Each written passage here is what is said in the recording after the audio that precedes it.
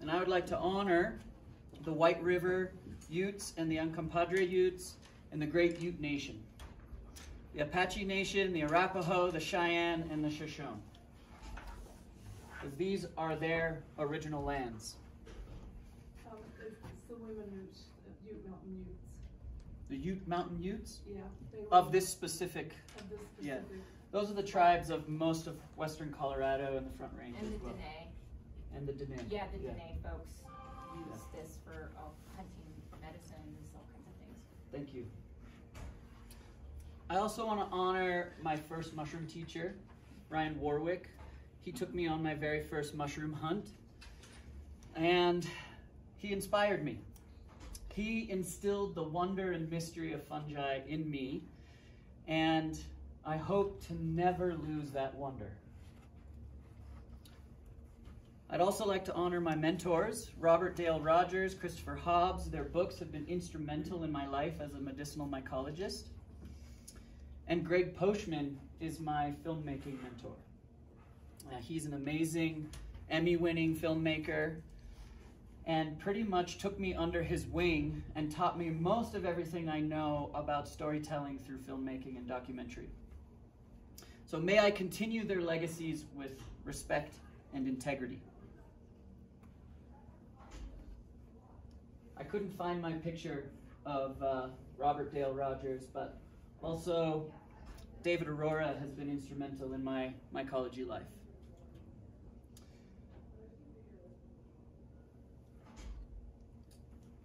So, who here has done a presentation?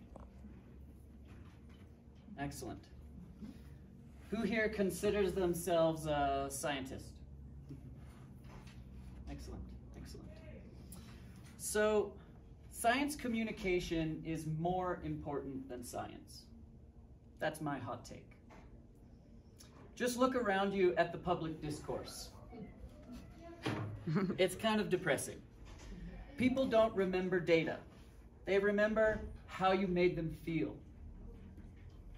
You know, we think science is about facts. You know, the scientific method is to observe, record, and report.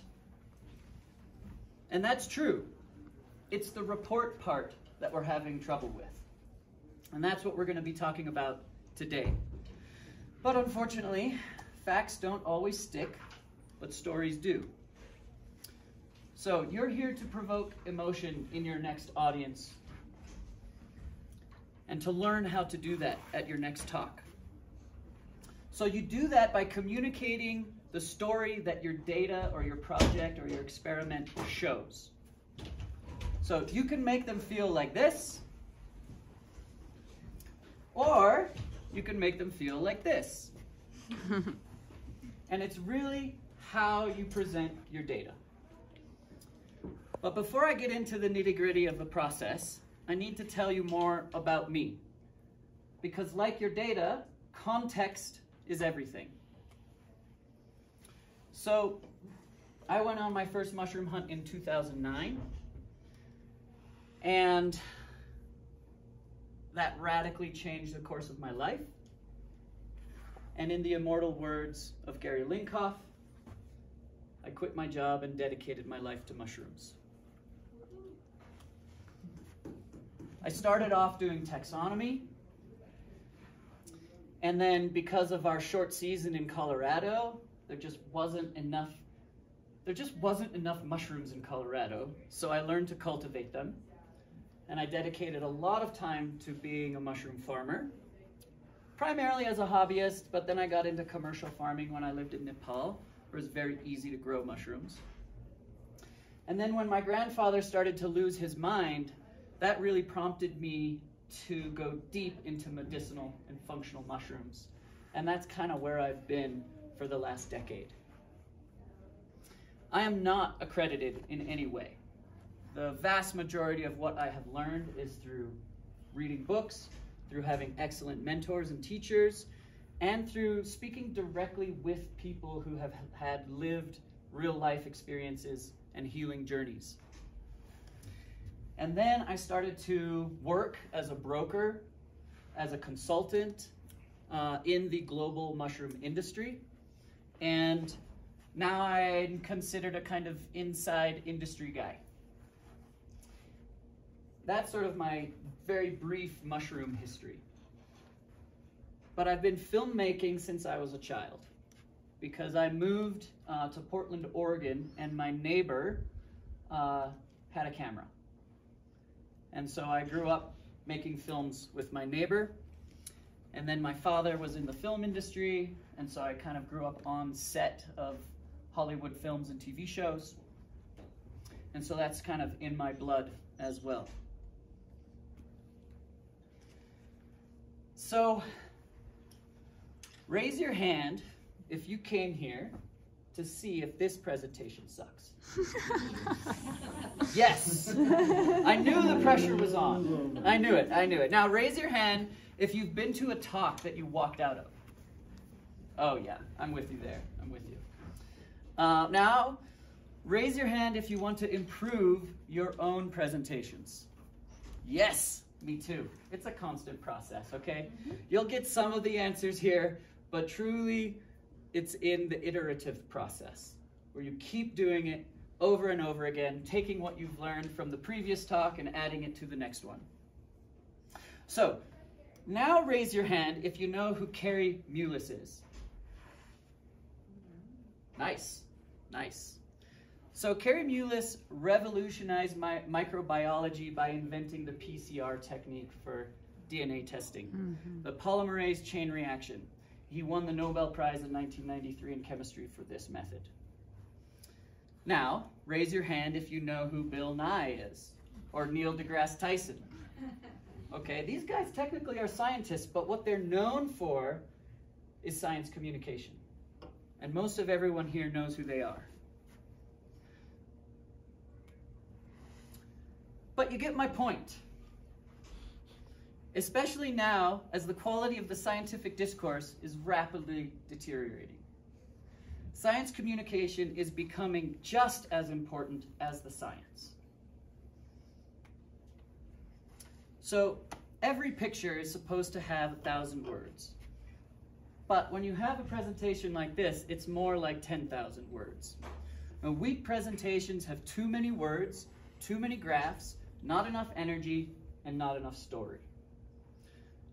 Because what you're doing in your work, in your research, in your project, in your experiment, it matters. I want to know about all the cool stuff you're doing. But if your audience can't remember what you said 5 minutes after your talk, what's the point? So, I'm here to remind you what story is, and why it matters, and how to structure it and use it in your next talk or your next presentation. Thanks for coming, man. Performance is story elevated. Now, I went to a talk at the Aspen Psychedelic Symposium by Gul Dolman, amazing research scientist, and her talk was about the critical period, where she shared her research about how different psychedelic substances like psilocybin, ketamine, MDMA, and other psychedelics change the plasticity and the malleability of the brain.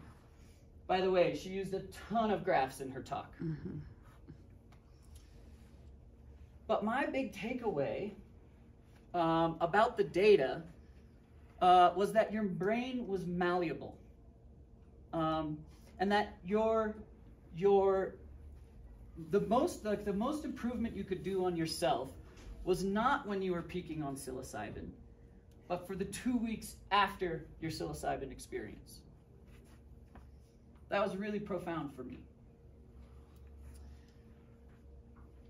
But it wasn't the exact data that I remember. I mean, I remember the 2 weeks number, and I remember some of the other stuff. But it was the meaning. It was the personal implication. And what that was for me is that I realized I had been using magic mushrooms wrong my whole life. So, let's review that little story. I went to a talk. That's the setup. I learned something new. That's the conflict. it changed my behavior. That's your resolution. This is the basic structure of any narrative. Beginning, middle, and end. Simple, right? Just got to remember that. So we're going to go a little deeper into this structure. We're going to break it down a little bit more. So I'm going to talk about an experiment that Lucien and I did. Lucien's my brother and a partner in my company, where we freeze-dried the top-selling alcohol-based mushroom tinctures from Amazon.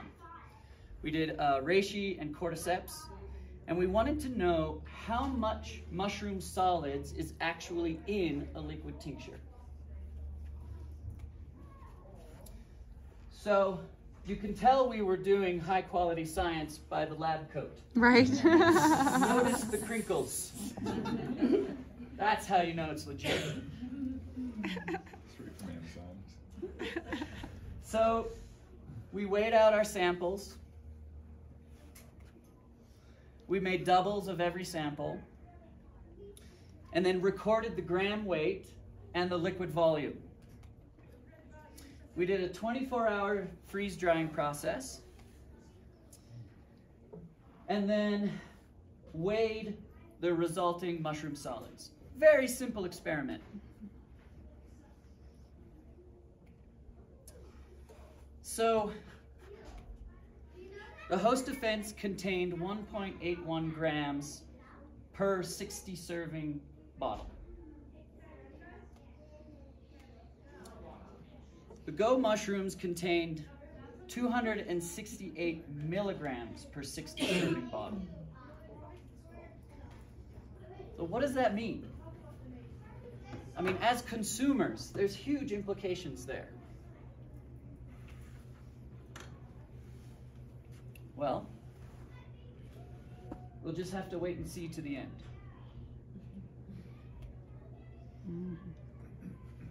So really, this is what it comes down to. The brain loves stories. We've been gathering in dark places around the light and telling stories to each other for time immemorial.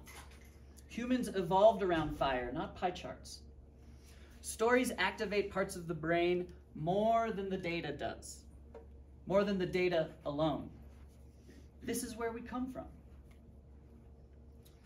So, emotion plus meaning plus logic equals sticks to your brain.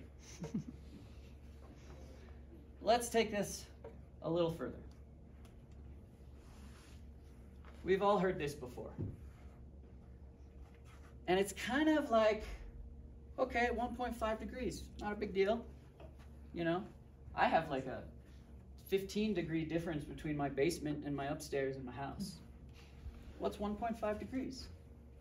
What does that even mean? Oh, the line is turning red. That's mildly alarming. Where's the feeling there?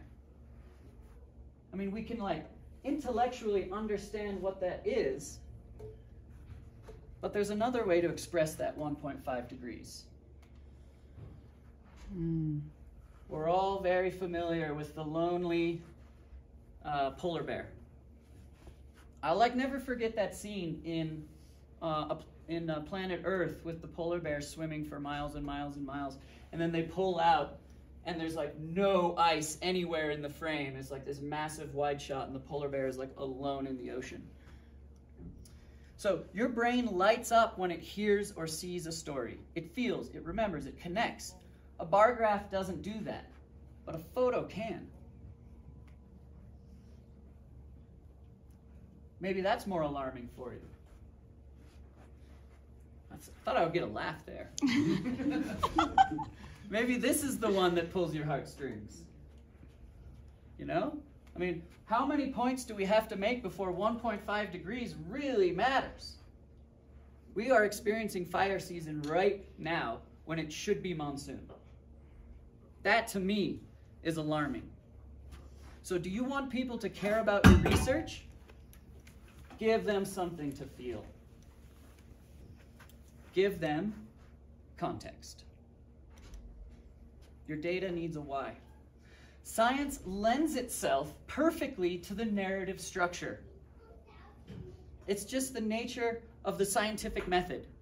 You have your hypothesis, you conduct your study, and you get results. That is such an obvious beginning, middle, and end.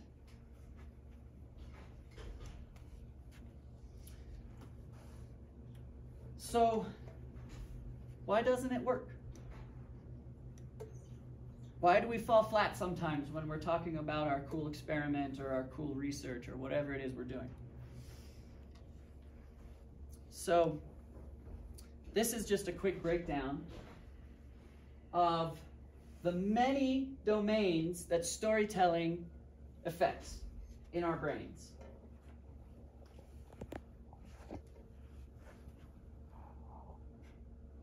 Stories affect all major aspects of our lives and how we interpret reality. Kind of reminds you of psilocybin, doesn't it?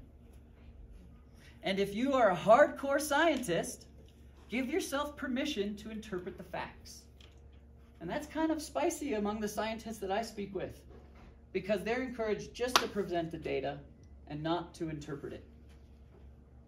Even if you ask a scientist one question that's even a few degrees outside of their research paper, they'll say, I don't know, I didn't study that. Even though they're very well informed to have a very informed opinion about that.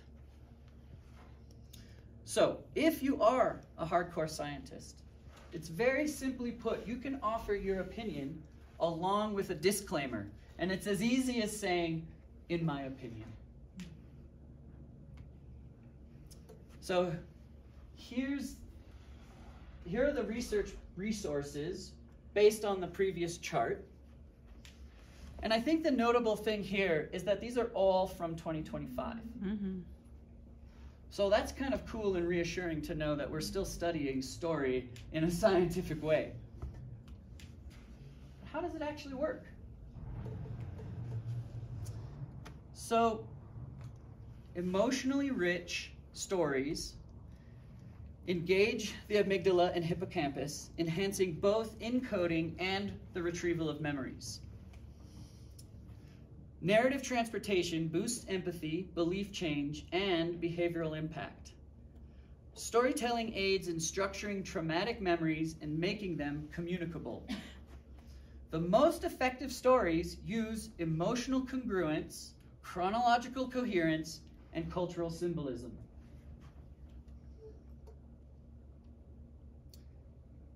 So, we just need help understanding what it all means. Sometimes you got to hold the hand of your audience. And my filmmaking mentor, Greg Poshman, would say, oh, that's, he would say, oh, don't hammer that home. Like be more subtle. But what I find so oftentimes is that you really do have to hammer it home. So, we haven't come very far gathering in a dark room around the light. It's still so much a part of our DNA. And ultimately, we just want good stories. So, how do you know what your story is? So you want to use an emotional message to communicate a logical narrative. So messaging builds your narrative, and then emotion and logic. So here's an example. Are you worried or nervous or afraid of presenting your data on your next project? Well, you don't have to be afraid if you follow these 3 easy steps. You mean all I have to do is create a beginning, a middle, and an end? That's it. That's what I'm talking about. Structure is your honey hole, to put it in mushroom hunting terms, of course. So great talks follow a structure. And I call that the fruiting body formula. So, we're going to break down that beginning, middle, and end a little more. So, you want to start with your hook. A question or tension. You know, in this case, I called you all in here by accusing you that your presentation sucks. That would have been my hook. But for the example of this particular slide, we're going to talk about mushrooms. Where are the mushrooms? And the problem is, what's wrong or unknown? For example, I cannot find the mushrooms. The journey. What did you do? I went to the high riparian zone. The discovery. What did you learn? Mushrooms like high riparian zones. How convenient. Of course, you got to find microclimates on seasons like these. But here's the kicker. What does it matter? Now, I know where to look. This is just a very basic example. But that hook, the problem, the journey, the discovery, the transformation, that should all be incorporated into your next talk. And that can take infinite numbers of ways to formulate. So, we're going to break it down again because we know from science that repetition helps. Mm-hmm. So, your setup, your conflict, your resolution, your beginning, your middle, your end. Oh, shit. Sorry about that. I don't know how that got in there. Oh, that guy found some mushrooms. So let's go back to the tincture evap experiment. And this breaks down my story. How much mushroom solids are in a liquid extract? Well, not very much. No one knows what's inside, so let's take a look. We freeze-dried them, we weighed them. Most contain less than 2 grams per bottle. And what it means to me and to my customers is that I'm offering a very good product. So also, I think I need to tell you that this particular chart should never be in a presentation. This is a terrible presentation of data, and I need to work on that. But I only had it. I mean, you got to look at it for a long time just to even understand what's going on inside there. But numbers are hard to feel. They're hard to put into context, like that 1.5 degrees number. And so that's where you can use graphs and charts to dramatically illustrate your numbers. So, as a shameless plug, Hamilton's product delivers dramatically more extract per serving, over 33 times more than Host Defense and 250 times more than Go Mushrooms. And that's kind of bonkers. It means that liquid extract tinctures are mostly alcohol. There's very little actual mushroom solids in there. So let's talk about cost. Look how big that, $11,000 for 100 grams if you bought it in tincture form. It's bonkers. And so that's really one of the biggest points of a presentation. And for an example of this, this is one of the first things I learned as a filmmaker. Everybody knows what this is. Maybe not to species, but we all know it's a mushroom. I'm not going to tell you it's a mushroom because you're looking at it. But what I can tell you is that this is food. This is medicine. This is full of worms. Or this is super toxic and it kills people every season. Or I could say it's a termitomyces and it's delicious and I found it in Nepal. And those are all things that the picture can't tell you. And so you don't need to, if I'm showing you a mushroom, You don't need to tell me. I don't need to tell you what you're looking at. I need to give you context. So let's talk a little bit about slides. This is the one slide I didn't manage to find an image for. This was like the preloaded one in the Keynote app. So this is the main point. Don't complicate your slides. If your slide needs a paragraph to explain it, it's not a slide, it's a PDF. You should be able to understand it in 3 seconds or less. That's the ideal situation. That's why that graph doesn't work for a presentation, that chart. So use visuals, use contrast, build tension. Make your slides unfold like a story. Don't dump them like a file. If your perfect image does not exist, we now have AI generation to help with that. I've seen top-selling authors, high-level researchers use AI to illustrate their points. But to be fair, this is not AI. I had to go and put a baby on an iceberg. All my budget for this talk went into that one photo. Also, don't get lost in the jargon.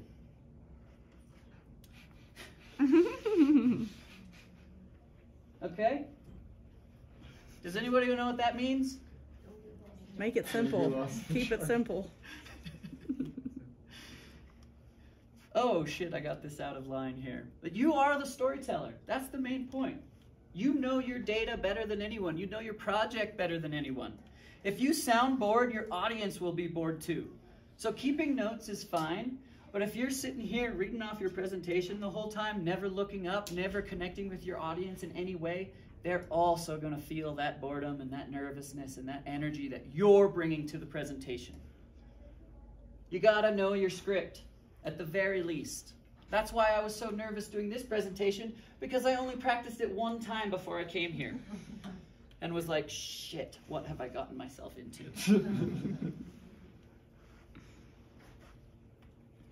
Don't get lost in the jargon. So I got these slides out of order a little bit, but I think it still counts, because this was the name of a research paper that I came across recently. And I was like, okay, fine, that's how you can name a paper. They're always like this. They basically tell you everything you need to know in the title. But you also need to know your audience. So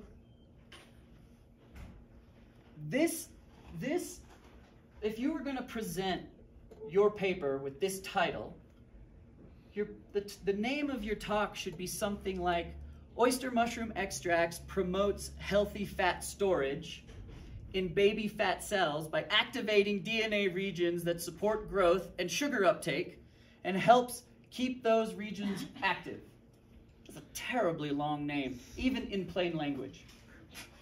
So maybe something like, oyster mushrooms are good for you.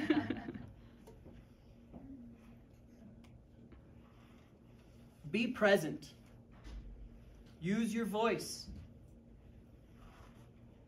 Pause.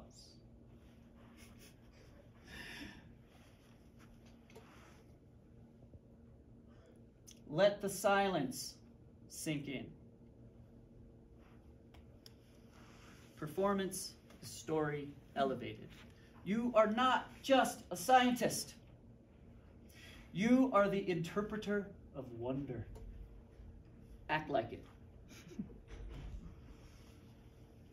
This was one of the primary lessons I learned in filmmaking.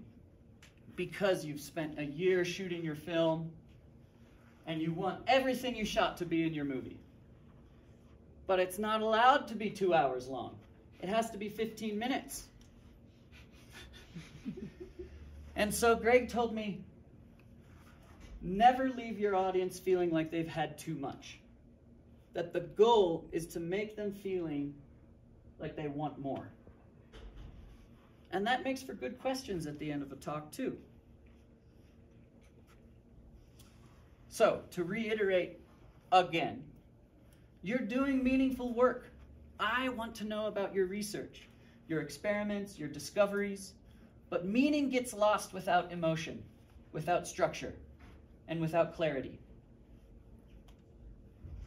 This old meme perfectly illustrates everything I'm talking about tonight, this afternoon, whatever. I remember the first time I saw this, and I was like, holy shit, what a great way to illustrate the progression of information. And then when I got here, I was like, oh, I know that. I know what wisdom is. It's story. It can make sense of all the rest of that. Everything leads up to story. So the next time you give a talk, don't just inform. Transform. Hook us. Take us on a journey. Show us what changed and why that matters. Because science without a story is just noise. But science with a story can be music. And in the cheesiest words of every TED Talk I've ever heard, that's how we change the world. So, thank you so much. Thank you so much. I crushed that in half an hour. You guys do not have sore butts. And, primarily, I want to tell you that my film, Festin Show, is playing on Friday at 6 p.m. And it's a wonderful comedy documentary about competitive mushroom costume making. And if you want a good laugh, come to the show at 6 p.m. at the Palm Theater. And if anybody has any questions, I'll be happy to take them now.